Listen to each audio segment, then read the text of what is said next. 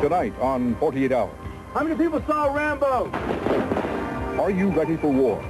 I'm going to be thinking about my gas mask and my rifle because I think those two are going to be my best friends. All right! Join a young Marine sergeant at his squad. Help each other out now. Team. From the home front to the front lines in Saudi Arabia. Some of them are going to get hurt, some of them get wounded, and some of them probably die. We need to get this wire. Let's go. We're going to do our best, and hopefully everybody make it back alive. Meet those they left behind. I miss him. I love him. We don't have a date to know when he's coming back or anything. That's what's the hardest part. You ever get scared? Oh, everybody's scared. We have a job to do. Sit down! Sit down! Man for man, we will kick ass and take names.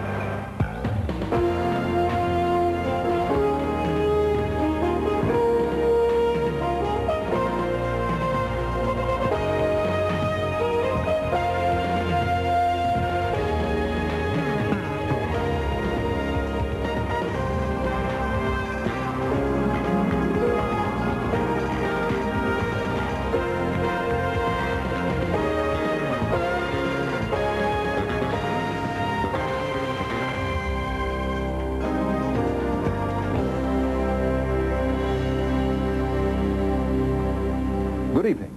Dan Rather reporting tonight from Geneva, Switzerland. Will it be war after all?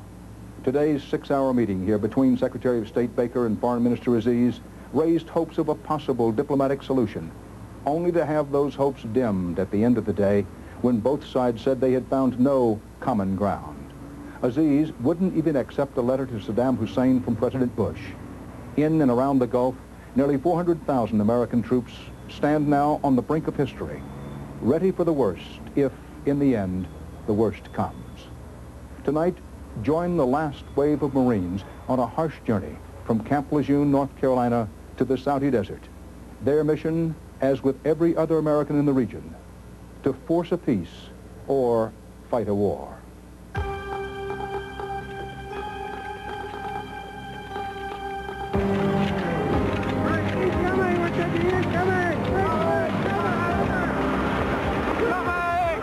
If you go to Saudi Arabia, you find yourself in a shooting match. At Camp Lejeune, North Carolina, U.S. Marines aren't playing war games anymore. There's something wrong with your weapon. Your M16A2s go down. They are preparing for real war. You can throw your weapon down. You can run over to that dead raghead. You can pick his AK up. You can pick his magazine up. You can now load it, make the weapon ready, and now send the rounds that were meant for you and your comrade Marines back down in his buddies. Everybody is going to be challenged by the operation that we're conducting in Saudi Arabia. It's just that big, and the desert is just that tough. Members of Alpha Company of the 1st Battalion, 8th Marines, are next in line to join Operation Desert Shield.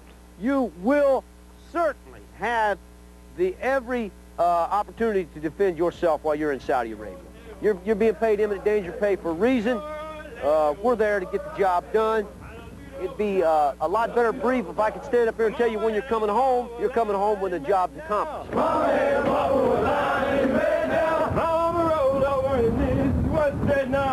I'm an infantry squad leader. He's Sergeant Curtis Thompson. I've got 10 people counting my corpsman. I got some real good people, I think. Let's go, people. Max effort. Max effort. Let's go. Thompson is 25 years old. Joined the Marine Corps when he was 19. What kind of a relationship do you have with your squad? I take care of them. I don't let anybody mess with them. Help each other out. Don't run off and leave each other. I try to train them to the best of my ability. Hey, teamwork. Get over the bar, help your buddy. One of the things we're trying to get our guys to do is build teamwork. Come on, man. It's all in your head. That's it. There you go. You know, strong ones help the weaker ones, and so on. You ain't gonna do us no good if you can't be where we gotta be. You gotta be able to do this, Doc. It's not gonna do any good if you just have one man that makes it. You know, if you leave the other 9 or 10 behind. You can do it. For real. Thompson is part of a new generation of soldiers. You've never been in combat. No. Does that make any difference? The biggest worry that I have personally is that because of the lack of combat experience, is that I want to make damn sure that when we do this, that I don't make any mistakes. It's going to get my people killed. The major thing was the training. If you can have time to rehearse, that's a major deal. Newton, what's your job? Near side security. Dutch. Near side security. What's your job? Mo? I'm staying with you. Radio man, right? Here it is. We're going up, we cut the wire. Boom, boom. You cut the wire. Right, that second team, they cut the wire. Clip, clip. They cut the wire, they pull it back, 2 men go through. Boom. As soon as you get on the other side of that wire, you drop. The one thing you don't want to lose is momentum. Yeah. You don't want to lose momentum. If you ever stop, you're screwed. Your buddy gets zapped, you cannot stop what you're doing, all right? And go back and say, hey, man, are you all right? All right? You can't do that. Marines don't leave her dead and they don't leave her wounded. But when you're assaulting through there, that's for afterwards. What do you think the people in your squad are expecting? They understand that they're going over there and there's a possibility they could have to go to war. And when the word finally comes down, they say, yes, your unit is leaving and here's your time frame that we think you'll be leaving. On one hand, it's like, what happens if something happens, we have to go into combat, or people are going to get hurt? Are you going to die? Are you going to make it back? And on the other hand, it's, hey, I've been training for this, I've been sitting around waiting for this for years, let's go. Take it slow and easy. But it will be later in our 48 hours before Alpha Company gets its call to go to Saudi Arabia. Go, one more time.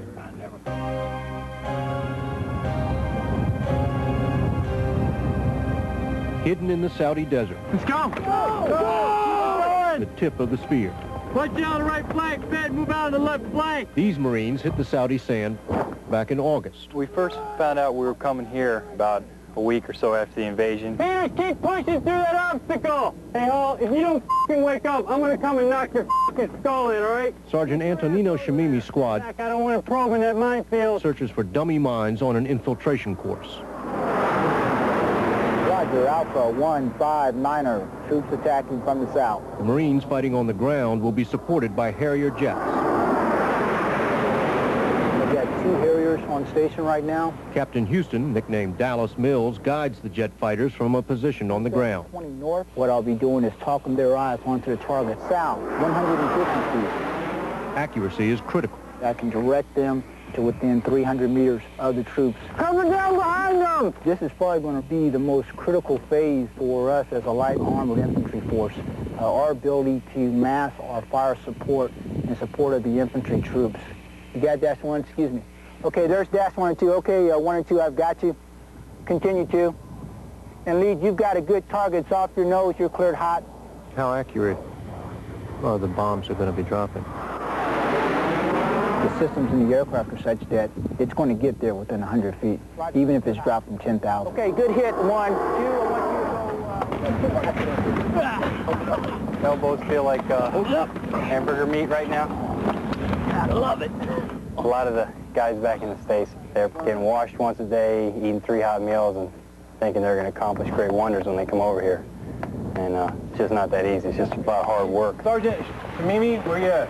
A lot of practice. We do, Sergeant. Put you down on the hole down here, and I'm going to have the tank commander direct the treads, so the tread will come right over top of your hole.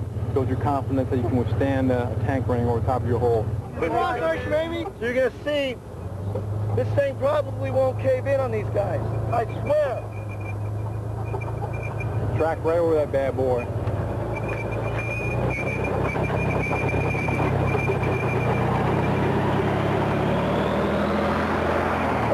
Fighting hole.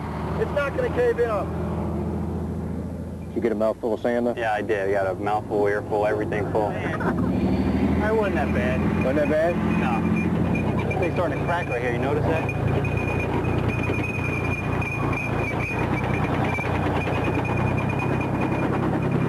You ever get scared? Oh, everybody's scared. Everybody is. I'm scared too. If it comes to it, could you kill somebody? I'll do my job, and if that includes having to shoot at someone and we shoot to kill, then I'll do it. You have family back home. Wife and 2 sons. One's 20 months old and one's a month old. So you haven't seen No, I haven't seen him yet, no. How'd you get the word? Red Cross message said that baby was doing fine, all the parts were attached and everything worked properly, so that was the best news. And I couldn't change the situation I was in, so I was happy for what I did have and hopeful for the future when I can see them. Everybody back off now. You get up now. You worry that if it comes to a war, whether or not people are going to be behind you? Mr. Fox. Fox got another one. And any Marine. I don't really worry if some people are protesting us or against us. I mean, that's why we're here, to make sure people remain free and they have that right to say whatever they like.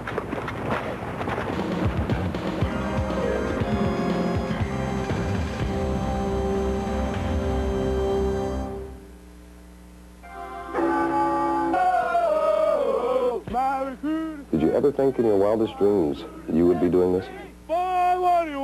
I never thought that we would actually get the call. 22-year-old Corporal Karen Srolazzo got the call just a few weeks before Christmas. For the first time since the Korean War, a U.S. president called the reserves into action. I think everyone's lives were very disrupted. Some 30,000 Marines are rolling out of Camp Lejeune on this latest deployment. 10,000 of them are reservists, policemen, college students, stockbrokers, mothers, ordinary Americans, now facing the possibility of war. So practice, pay attention. Do I have your attention, all of you? We were told that we were going to Saudi Arabia. We were leaving almost within a week, and that we were going to be pretty close to the action. This day of instruction will be the most important you will have while you're here at Camp Lejeune.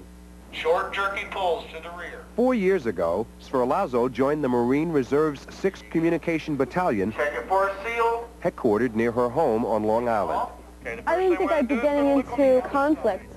It seemed like a pretty good deal at the time. Yeah, I thought that I was going to take the money from the GI Bill, graduate college, make hundreds and hundreds of thousands of dollars, and instead we've been activated and we're going to do what we've been trained to do. How many people saw Rambo?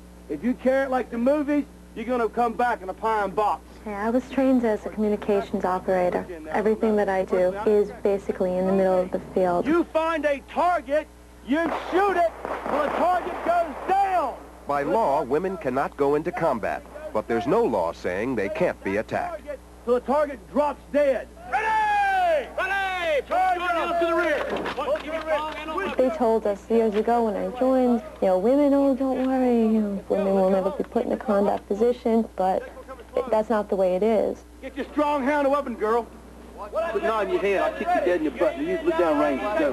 What was life like for you before you came here? It's hot, let's shoot. Well, I had just started a new job, and I went into work every day with a business suit and a beautiful blouse and pearls and earrings. Oh, lady, put your magazine away. I don't... Don't spaz out. Put your magazine away. Put it away. Put it down the couch. And I was working for a perfume company, which is the epitome of femininity. Do you feel inadequate sometimes? No, I was going to be a woman, I was going to be a lady, and I was going to be gentle. And that came to an abrupt end. You shoot again. Goodbye. I haven't shot a rifle, actually, in a long time, almost a year.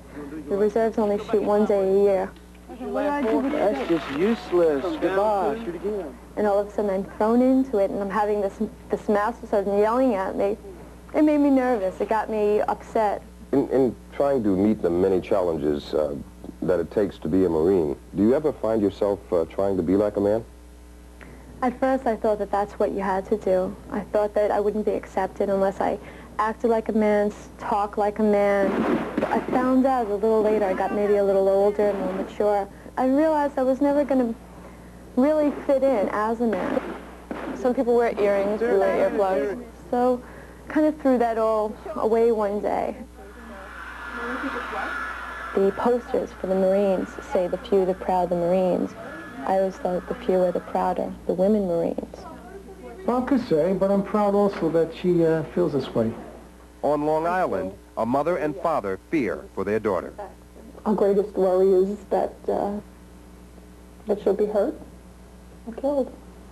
I'm glad that I don't have a husband right now. I don't have any children, but I feel for the people who do. And my parents was hard enough. I was only kidding.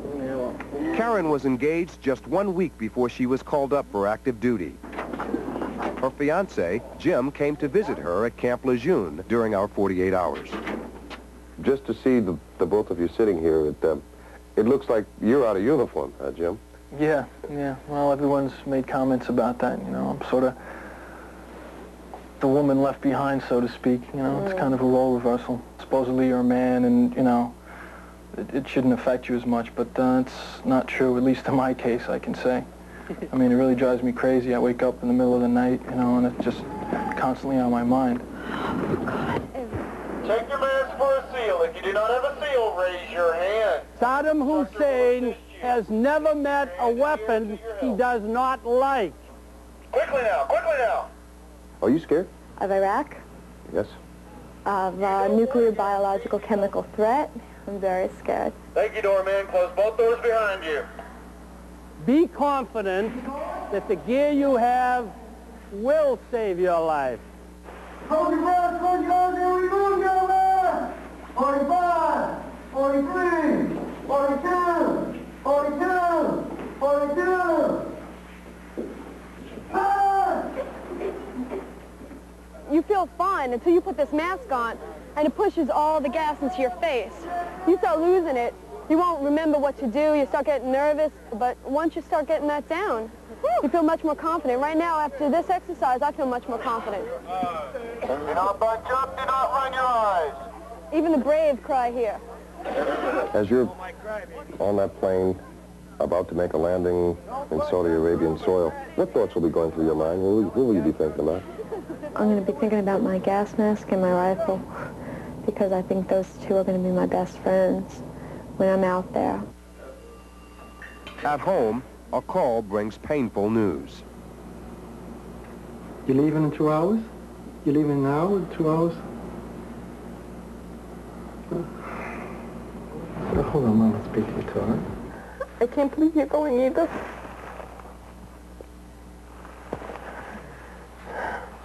Take care of yourself. I can. Keep that spirit up for yourself and for other people around you like you've been doing, okay? So I hope you're home safe, sound, and maybe we'll have a better world after all this is over. All right, sweetheart. Love you. Bye-bye.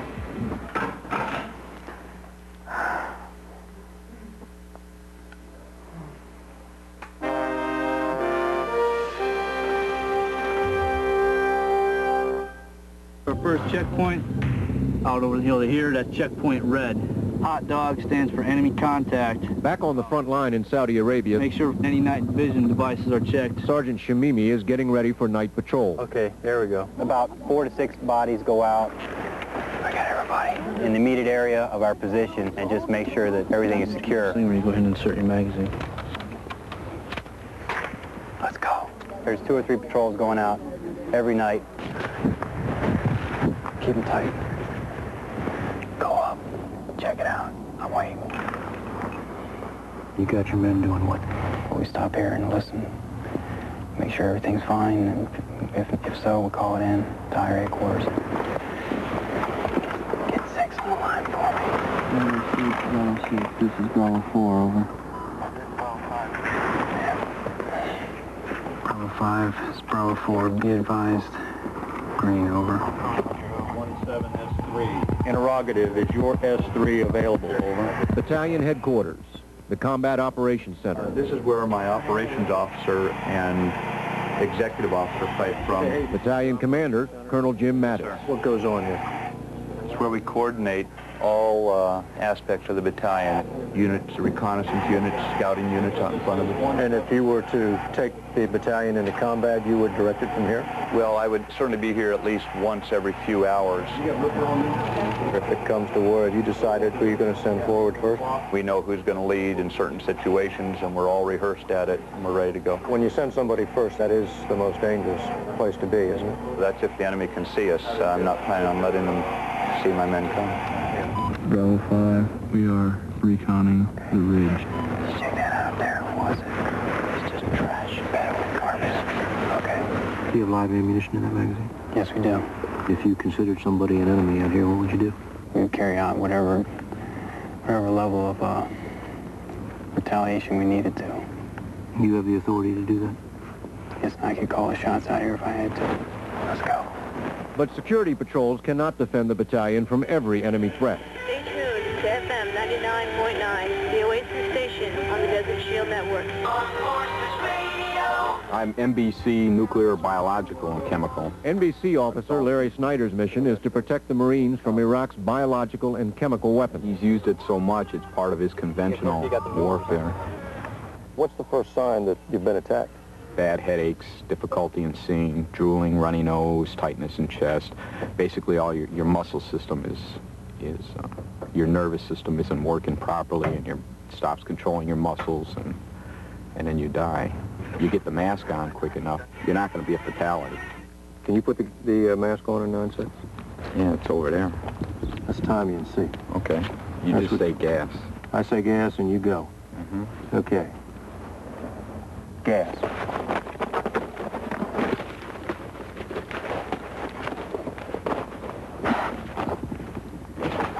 That's it. Done. Well, it was 8:57. What was that? 8 seconds, 57 hundredths. You made it. And you're alive to tell about it. Yeah. How's your morale? Oh, always good. How about when you found out there wasn't going to be a rotation? My kids are young. I'll get home. I'll be home to them. And we still got a lot of years left and a lot of things to do. All these guys out here, we'll all make it home, and we'll take care of lost time when we get back. You believe that? You'll all make it home? Yeah, you got to.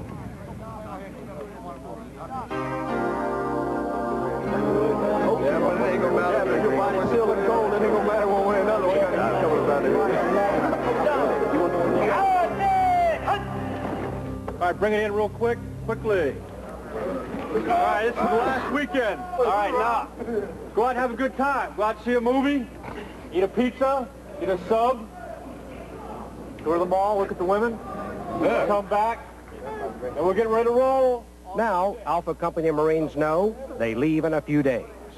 So this is the last weekend of liberty for Sergeant Thompson and his squad before they head to Saudi Arabia. Hey, listen up. All right? You get in trouble, you get busted, you call me up, I come get you. Now, you're going to hate me when I come get you, but I'm going to come get you, all right? It's better me come get you than them. I don't want nobody getting drunk, getting stupid, getting in trouble. Let's go over to those swings, okay? Sergeant Thompson spends his last weekend at home with his wife Angie, son Joshua, and the family bulldog Max. It is fair. How is he while he's waiting? Grumpy. Grumpy? Yes. What have the two of you done to get ready for this departure? Argue. Well, we have, because everything's got to be done, but like he was telling me, he needs time to himself, and I think, well, we should be preparing, we should be spending as much time together as a family and everything, but... I think mentally, to keep it from being such a shock, that both of us tend to draw it into ourselves a little bit. We're still together and we still try to have fun, but you're trying to prepare yourself for that mental shock of all of a sudden, the person you really care and love, being totally out of your life for, except for letters and mail. Now, how about Joshua? Is he aware of what's... We've tried to tell him and try to prepare him, but every time you mention that Daddy's gone away, he gets upset. And he starts whining because I don't want my daddy to leave me. And to me, that's one of the hardest things to do because, all of a sudden 1 minute he's there and the next day he treats you, like, it's like he's almost afraid of you sometimes because you're going to have to leave. Now, we want to ask you a question. How many folks are going to be leaving this week for Saudi Arabia, huh?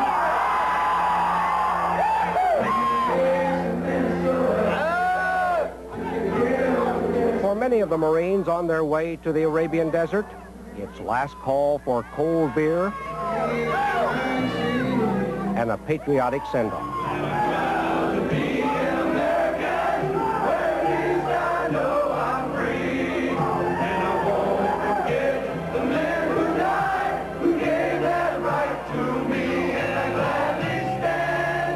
What do you think about what's going on over there? personally, I don't think we should Because the way I look at it is that we rushed right over there as soon as all this started going on, and we backed this guy into a corner. Saddam, he has either got to come out fighting. I would much rather fight this guy today than have my son, who's sitting over watching TV, fight him 10 or 15 years down the road. I think they should have at least tried to work it out. Now we're stuck. We can't pull back. He won't pull back, so, you know, nobody's going to give, neither side.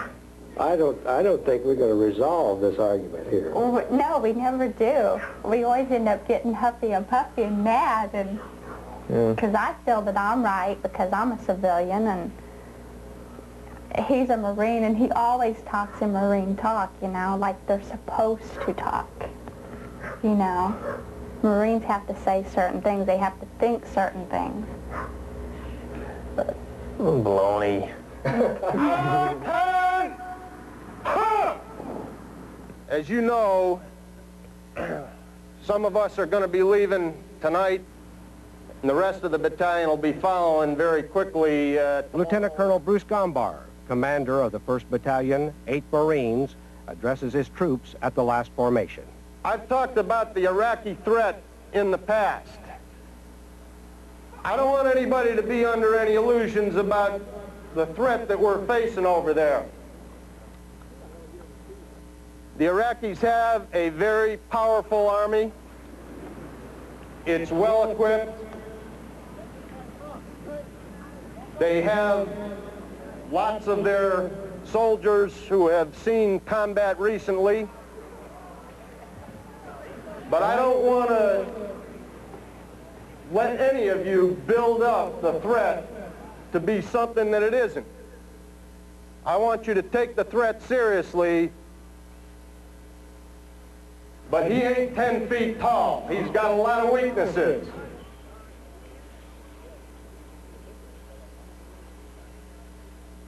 I want to wish each of you the best of luck, Godspeed,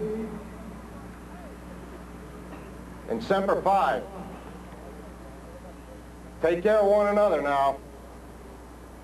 That's what it's all about.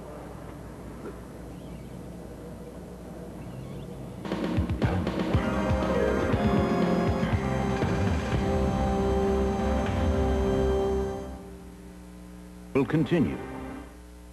It's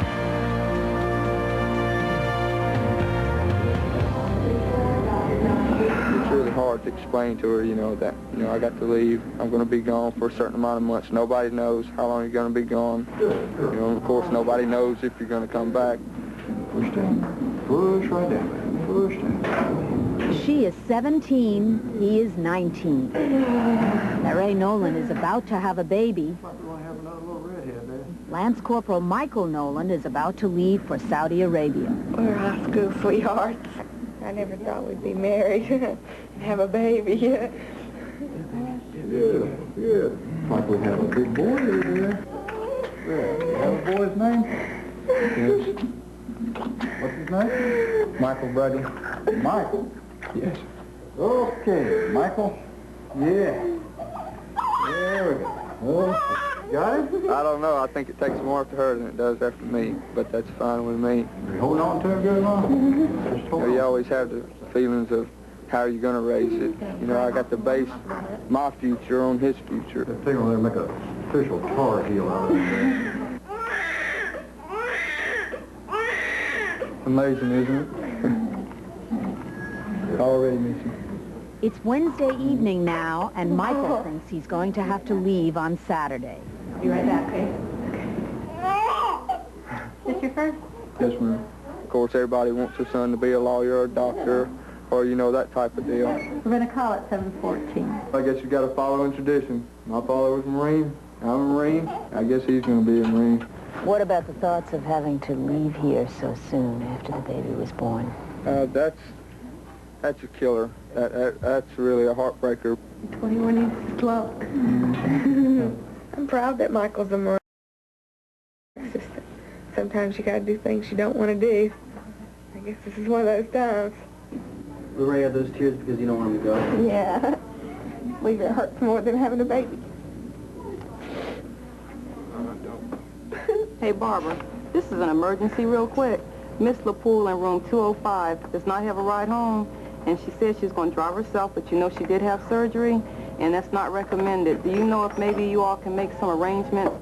Her husband left about 2 days ago. She's supposed to leave at before 1 o'clock, okay? Okay, they're going to get you a ride home, and what you can Nina LaPoole is 19, and she's just given birth to her third child, a girl. She has a 4- and a 2-year-old at home. I'll make it. I'll do it. You know, I believe in myself, so I'll do it. We can't make it better for them. We cannot tell them everything's going to be okay. We can't give those kind of reassurances because we don't know any more than they do.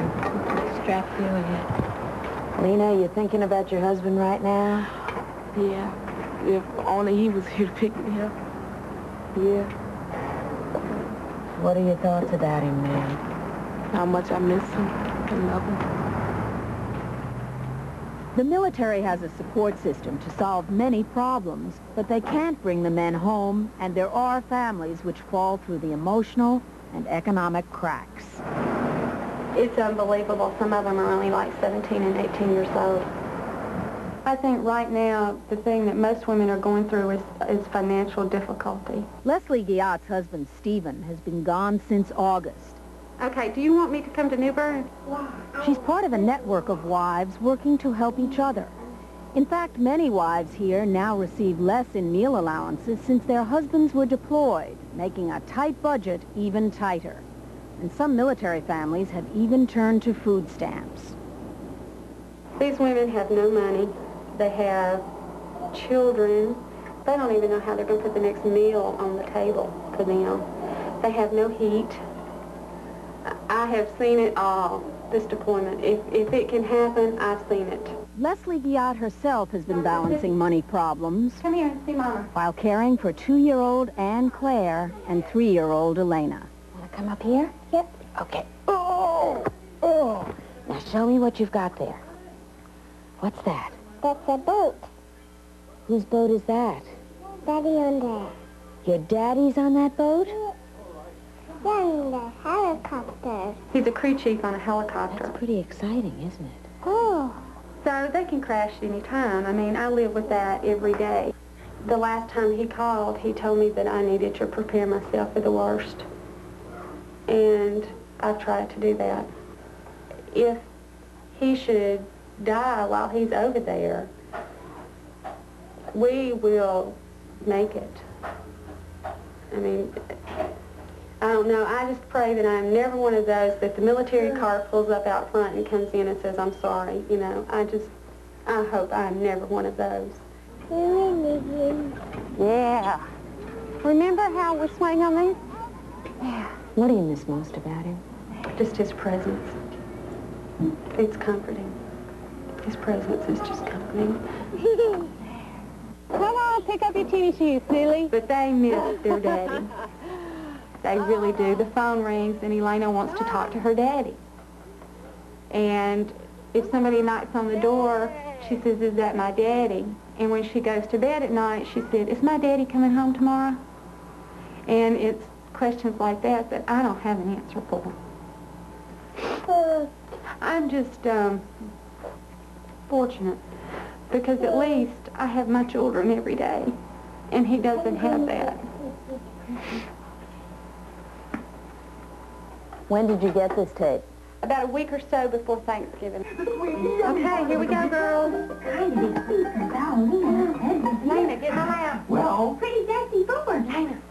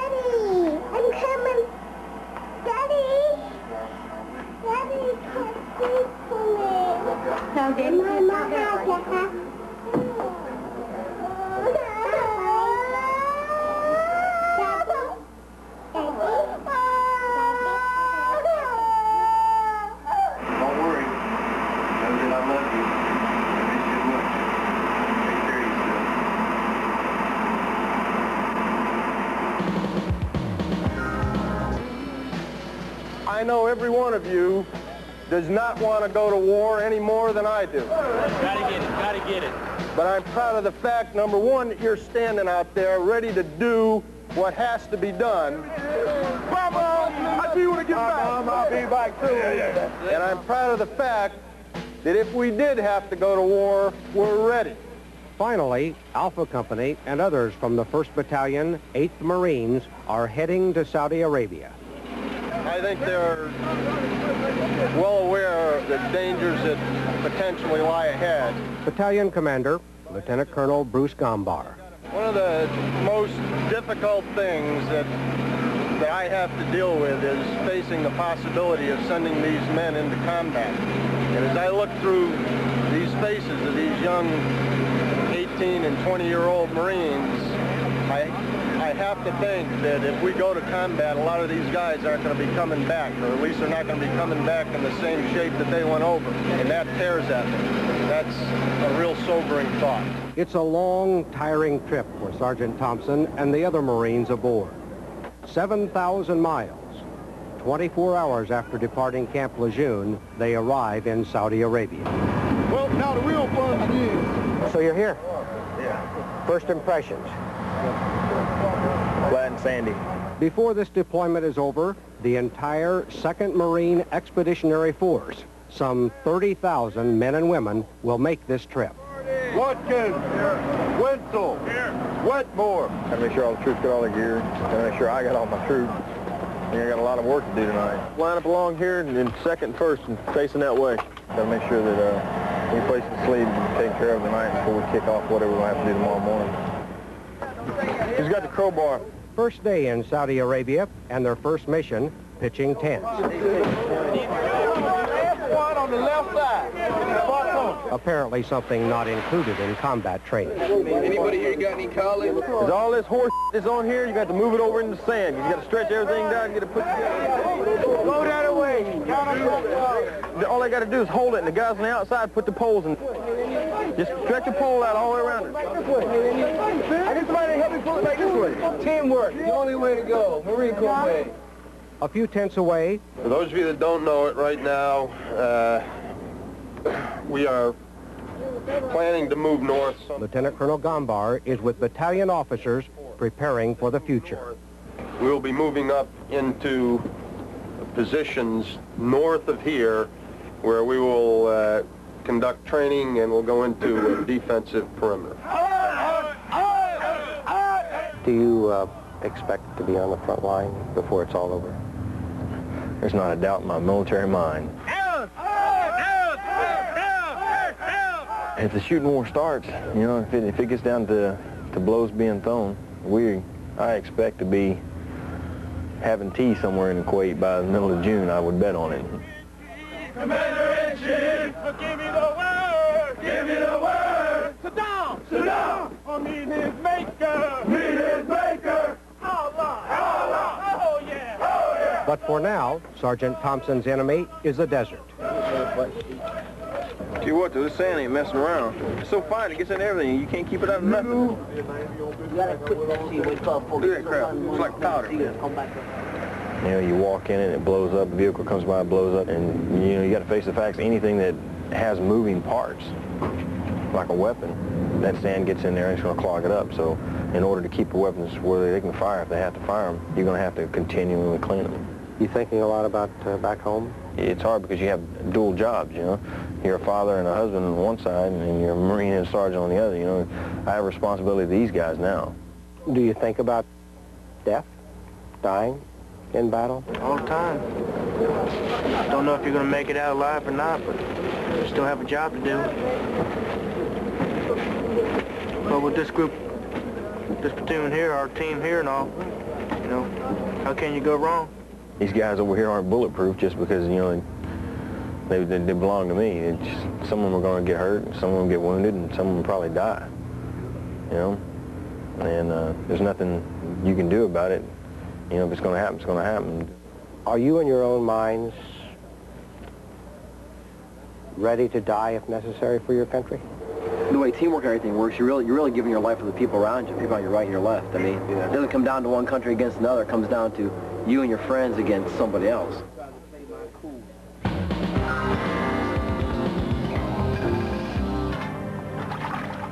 2 weeks and many desert miles after Phil Jones left the Marines of Alpha Company at their first staging area, we caught up with them at a bleak and windswept ammo dump in a secret location behind the lines.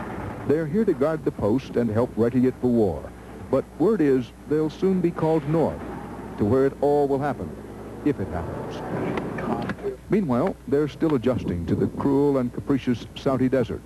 We didn't think it'd be down in 30s and stuff. You know, the water's freezing now. This is cold to us. It's really cold. Yeah, it's what, below freezing? It was about 29 degrees. Most of the time, these men simply play Desert Shield's #1 war game, the waiting game.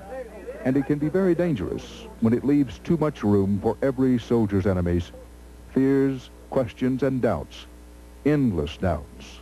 The not knowing is, but that's what's really getting to all of us now. The not knowing when we're going to do it. I ain't afraid to say I'm scared. I'm sure a lot of people are, you know, because there's a lot of different things that could happen. And I myself, I do think about it a lot. It's not fear. I don't feel fear. For Lieutenant Colonel Bruce Gumbar, the enemy within has another face. What I feel is responsibility, I think. Having never been in combat, I'm curious about how I'm going to respond in combat. I guess my biggest concern is that I can live up to the expectations that my Marines have of me, because I know they're going to live up to the expectations I have of them. There's little question that the men of Alpha Company and the hundreds and thousands of other American men and women serving in the Persian Gulf have the training and the weapons for the battles that may lie ahead. What's unknown is whether this largely untested expeditionary force, indeed, whether America as a whole has the temperament for the horrors that could come. The key question is psychological preparedness. Back at Marine headquarters, veteran CBS News correspondents Bob Simon and David Martin offered some insights.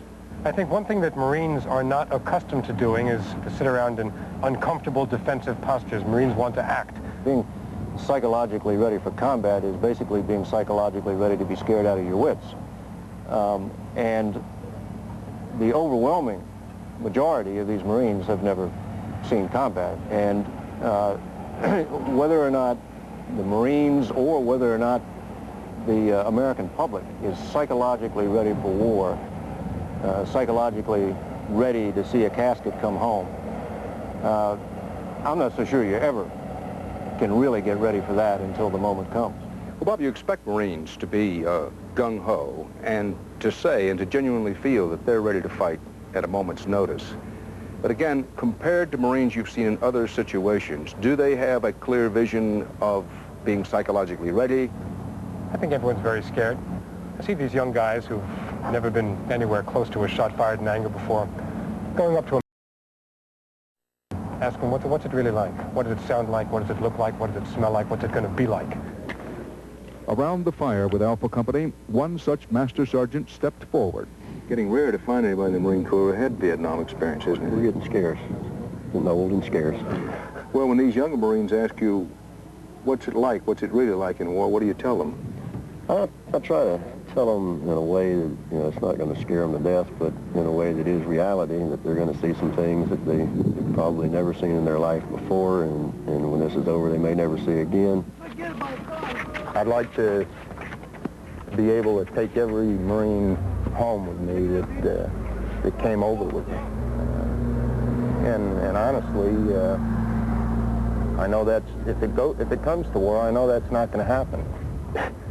We're all praying that it doesn't come to war, but we're resolved that if it does come to war, we're going to do what we have to do. So with the U.S. and UN deadline for an Iraqi pullout just 6 days away, Secretary Baker said here in Geneva tonight that the path of peace remains open. He did not have to add that the road to war remains open as well. When this crisis ends, however it ends, the consequences will be far-reaching for the world's economy, for international security, and for the young men and women you met tonight at the brink of history. I'm Dan Rather, reporting from Geneva. Later, a special one-hour edition of America Tonight will have more on today's events. That's 48 hours for this week. Here's a look ahead to our next report. I'm an addict. I'm an addict. Young Americans growing up too fast. We graduated from jumping roofs to fighting people and shooting them. Dying too soon. Has become a victim of the times. On Main Street. Robbing, stealing. I got so many traps. A struggle to survive. I know the pain. And succeed. Stop the killing! Go, just in life. This could be your job. Against the odds. I guess I was one of the lucky ones or one of the few who made it back. Next week.